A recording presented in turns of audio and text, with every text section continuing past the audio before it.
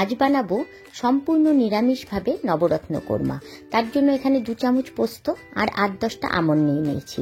এটাকে একটু গরম জল দিয়ে বেশ কিছুক্ষণের জন্য ভিজিয়ে রাখবো, এই ধরুন আধ ঘন্টা। তাহলে পোস্তটা আর আমন্ডটা যখন মিক্সার গ্রাইন্ডারে জারে পেস্ট করব, সুন্দর একদম মিহি পেস্ট হয়ে যাবে। এবার এটাকে ভিজিয়ে সাইড করে রেখে দিলাম। এখানে আমি 2টো মিডিয়াম সাইজের টমেটো, 1/2 ইঞ্চি আদা আর কয়েকটা কাঁচা লঙ্কা নিয়ে নিয়েছি।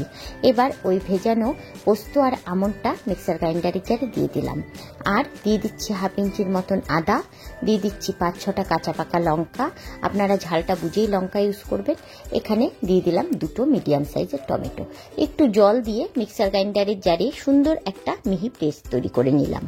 নবরত্ন কোরমা বানানোর জন্য আমাদের সব থেকে যেটি দরকার বেশি সেটি হচ্ছে সবজি। আমি এখানে 8 রকম সবজি নিয়ে নিয়েছি। মিষ্টি কুমড়ো থেকে শুরু করেছি, আলু, গাজর, পেঁপে, মানে কাঁচা পেঁপে যে হয় সেগুলো খুব কম পরিমাণে দিতে হবে, মানে মিষ্টি কুমড়ো, কাঁচা পেঁপেগুলো কম পরিমাণে দিতে হবে। দিয়েছি বিনস, মটরশুঁটি, ক্যাপসিকাম, ফুলকপি, সব মিলে এখানে 8টা সবজি আর পনির। এই দিয়ে আজ আমাদের নবরত্ন কোরমা। সাথে লাগছে কাজু আর কিশমিশ। তো চলুন এবার শুরু করা যাক। প্রথমে একটা সসপ্যানের মধ্যে বেশ কিছুটা জল বসিয়ে দিয়েছি। এর মধ্যে 1 চামচ লবণ দিয়ে জলটাকে প্রথমে ভালো করে ফুটিয়ে নিয়েছি। এবার প্রথমেই দিয়ে দিলাম গাজরটা আর কাঁচা পেঁপেটা। এই দুটো সেদ্ধ হতে একটু সময় লাগে, তাই এগুলোকে সবার ফার্স্ট দিয়ে দিলাম। তার 1 মিনিট বাদে ফুলকপিটা দিয়ে দিলাম এখানটায়। দিয়ে এবার ভালো করে নেড়ে চেড়ে এটাকে 1 মিনিট বা 2 মিনিট আগে ফুটিয়ে নেব। তারপর বাকি সব সবজিগুলো এর মধ্যে অ্যাড করব। দেখুন খুব সুন্দরভাবে ফুলকপি, গাজর আর পেঁপেটা সেদ্ধ হয়ে এসছে। এবার এর মধ্যে বাকি সবজিগুলো একে একে অ্যাড করে দিচ্ছি। প্রথমেই বিনস দিয়ে দিচ্ছি, তারপর দিয়ে দেব এখানটায় মটরশুঁটি, এরপর দিয়ে দিচ্ছি এখানটায় মিষ্টি কুমড়ো। মিষ্টি কুমড়োর পরিমাণটাও কিন্তু আমি খুব কমই নিয়েছি। ক্যাপসিকামটা রয়ে গেল, সেটা আর দিলাম না, সেটা লাস্টে ইউজ করছি। এই জলের মধ্যে ভালো করে আবারও মিনিট 2 সব সবজিগুলোকে ভাপিয়ে নিয়ে এবার জলটাকে ছেঁকে এটাকে ঠান্ডা করে নেব। ঠান্ডা জলেও কিন্তু ধুয়ে নিতে হবে, গরম জল দিয়ে থেকে ছেঁকে নেওয়ার পর। তাহলে সবজিগুলো ঠান্ডা হয়ে যাবে আর সেদ্ধ হয়ে যাওয়ার চান্স থাকবে না। হাফ সেদ্ধ হবে, ফুল সেদ্ধ কিন্তু হবে না। তাই আমি প্রথমেই ফটাফট এটাকে ছেঁকেই ঠান্ডা জল দিয়ে ভালো করে ধুয়ে এটাকে সাইড করে রেখে দিলাম। এখানে আপনারা গরম জল থেকে ছেঁকে একটু বরফ জলেও চুবিয়ে নিতে পারেন, তাহলে কালারটা খুব সুন্দর থাকে। যাই হোক, কড়াইয়ের মধ্যে এখানে ননস্টিক কড়াই নিয়ে নিয়েছি, তাহলে তেলটা কম লাগে। 2 চামচ তেল, তার মধ্যে 1/2 চামচ মতন ঘি মিশিয়ে দিলাম, তাহলে সেন্টটা খুব ভালো আসে। লবণ দিয়ে দিলাম কিছুটা পরিমাণ মতন। এবার পনিরগুলোকে প্রথমে ফ্রাই করে নেব। খুব সুন্দর হালকা লালচে করে পনিরগুলোকে কিন্তু ফ্রাই করে নিতে হবে। এই নবরত্ন কোরমাটা অনেক ঘি বা তেল টানে, তাই আমি চেষ্টা করেছি ননস্টিক কড়াই করবার, তাতে ঘি আর তেল অনেকটাই কম লাগে।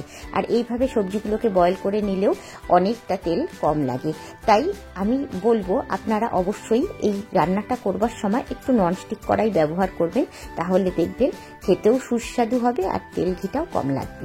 পনিরটা ভালো করে ভেজে তুলে রেখে এবার ওই তেল আর ঘিয়ের মধ্যেই কাজু আর কিশমিশটাকে সুন্দর করে লালচে করে ভেজে তুলে নেব। আমি যেভাবে নবরত্ন কোরমা বানাচ্ছি একবার সেম এই প্রসেসে বানিয়ে দেখবেন, ভীষণ সুস্বাদু হয় খেতে। আর এই তেলের মধ্যে একটু করে ঘি দিয়ে এইভাবেই ঠিক ভেজে নেবেন সব কিছু, দেখবেন একটা খুব সুন্দর ঘিয়ের ফ্লেভার পাওয়া যাবে। একদম অনুষ্ঠান বাড়ির মতন নবরত্ন কোরমা রেডি হবে। খুব সুন্দর করে কাজু আর কিশমিশটা ভাজা হয়ে গেছে, আমি এগুলোকে তুলে নিচ্ছি। এবার ওই তেল আর ঘিয়ের মধ্যেই যে ভাপিয়ে নেওয়া সবজিগুলো রয়েছে, তার সাথে যে ক্যাপসিকামটা আগে তুলে রেখেছিলাম সেটা দিয়ে এবার খুব সুন্দর করে গ্যাসের আঁচ বাড়িয়ে দিয়ে মিনিট 3-4 এটাকে ফ্রাই করে নেব। এটাকে ননস্টিক কড়াই দিলে আর লেগে যাবারও ভয় নেই, ওই তেল আর ঘিতেই আমাদের হয়ে যাচ্ছে সুন্দর করে ফ্রাই। হালকা লালচে কালার চলে আসবে, মানে ফুলকপিগুলোতে দেখেই বুঝতে পারবেন সুন্দর ক্রিস্পি হয়ে গেছে ভাজাগুলো। এবার এগুলোকে সব তুলে রাখতে হবে আলাদা একটা পাত্রে। আমার রেসিপিগুলো যদি ভালো লেগে থাকে অবশ্যই কমেন্ট বক্সে জানাবেন, আর ভালো লাগলে অবশ্যই লাইক বাটনটা টিপে দেবেন। বন্ধুদের সাথে প্রচুর শেয়ার করবার অনুরোধ রইল, আর অবশ্যই বাড়িতে একবার ট্রাই করবার জন্য অনুরোধ রইল। আর একবার যদি আমার চ্যানেলে নতুন বন্ধু হয়ে থাকেন অবশ্যই চ্যানেলটিকে সাবস্ক্রাইব করে দেবেন, আর ফেসবুক থেকে দেখলে পেজটিকে ফলো করবারও অনুরোধ রইল। যাই হোক, সবজিটাকে তুলে রেখে দিলাম। এবার ওই কড়াইয়ের মধ্যে আবারও 2 চামচ মতন রিফাইন অয়েল দিয়ে দিলাম, তার সাথে আরেকটু ঘি মিশিয়ে দিলাম। এবার ফোড়নে দিচ্ছি জয়িত্রী, একটু সাদা জিরে, একটু সাজিরে আর 2টো দারচিনির টুকরো, 2টো ছোট এলাচ। সাজিরে আর নর্মাল জিরে দুটো কিন্তু একটু মিশিয়ে দেবেন, আর জয়িত্রী, দারচিনি আর ছোট এলাচ। ফোড়নটা কিন্তু মাছ, ফোড়নের জন্য কিন্তু সুন্দর একটা ফ্লেভার আসবে।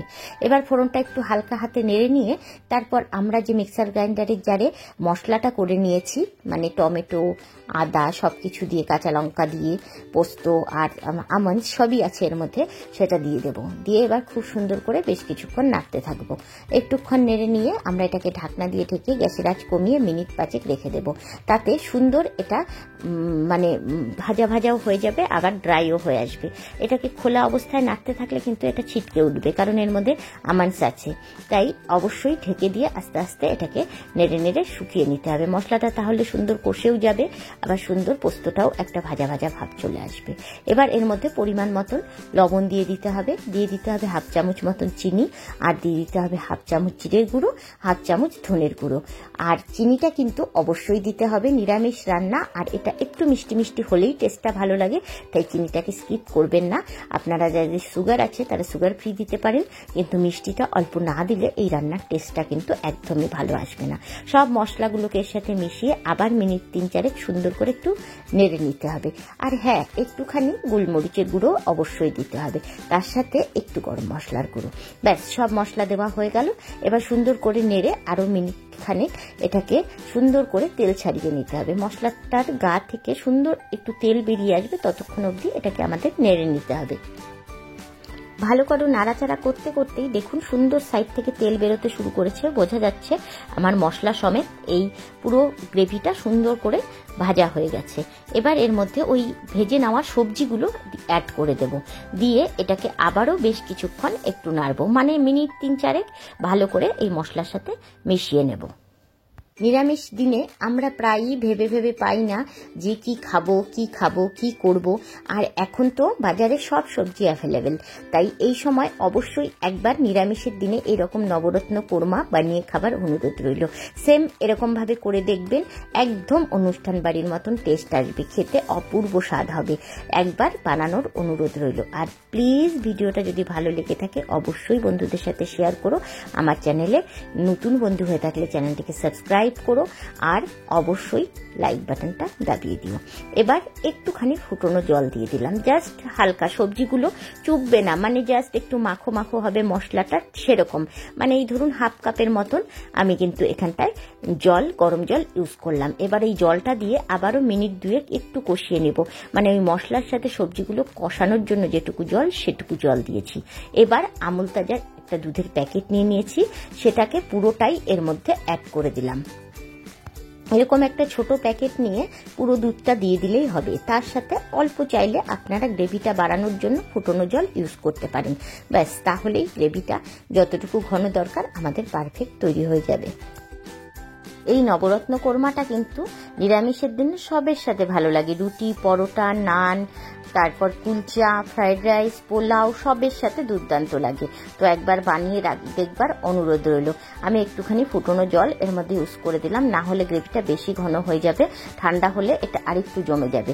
আবার একটু জল দিয়ে এবার এর সাথে আমি পনির, কাজু, কিশমিশ যেগুলো ভেজে রেখেছিলাম সব কিছু দিয়ে গ্যাসের আঁচটা কমিয়ে দিয়ে প্রায় 5 মিনিট এটাকে আবার ভালো করে ফুটিয়ে নেব। ব্যাস, তাহলেই কিন্তু আমাদের নবরত্ন কোরমা একদম রেডি। গরম গরম চার সাথে খুশি সার্ভ করে দাও। এটা জানেন তো, এমনি খেতেও দুর্দান্ত লাগে, বাটি পেতে নিয়ে এমনিও দুর্দান্ত লাগে এটাকে খেতে। তো আপনারা সব রকম ভাবেই খেয়ে দেখতে পারেন, একবার জাস্ট ট্রাই করবার অনুরোধ রইল। অবশ্যই করে দেখবেন কেমন লাগে, ভালো লাগলে অবশ্যই আমাকে কমেন্ট বক্সে জানাবেন। আপনাদের কমেন্ট পড়তে আমার ভীষণ ভালো লাগে। আবারও বলছি, আমার চ্যানেল নতুন বন্ধু হয়ে থাকলে চ্যানেলটিকে সাবস্ক্রাইব করে দেবার অনুরোধ রইল। অবশ্যই চ্যানেলটিকে সাবস্ক্রাইব করে দেবেন।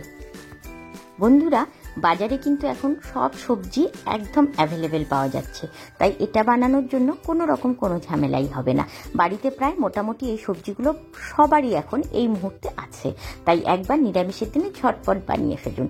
যাই হোক, এটা দেখুন খুব সুন্দর তৈরি হয়ে গেছে। এবার নামানোর আগে একটু যদি ঘরে থাকে অবশ্যই ফ্রেশ ক্রিম আর একটুখানি হাতে ক্রাশ করে কাসুরি মেথি অ্যাড করে দিলেই হবে, তাহলেই এটা খুব সুন্দর তৈরি হয়ে যাবে। আমি এখানে একটুখানি ফ্রেশ ক্রিম দিয়ে দিলাম, আর তার সাথে একটুখানি 1 চিমটি হাতে কাসুরি মেথি নিয়ে সেটাকে সুন্দর করে ক্রাশ করে সেটাকে দিয়ে নামিয়ে দিলেও হবে।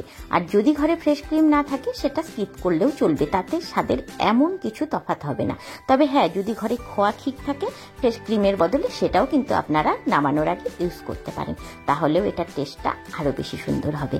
তো বন্ধুরা, আজ এই অবধি, দেখা হবে আবার নেক্সট কোনো ভিডিওতে সুন্দর কোনো রেসিপি নিয়ে। তো বন্ধুরা, অবশ্যই ভালো থাকবেন, সুস্থ থাকবেন আর সুন্দর সুন্দর খাবার খাবেন। অবশ্যই সামনে নিরামিষের দিন, শিবরাত্রি চলে এসছে, তো এই নিরামিষের দিনে আমার অনুরোধ রইল এটা আপনারা অবশ্যই বানিয়ে খাবেন। টাটা বন্ধুরা, বাই বাই।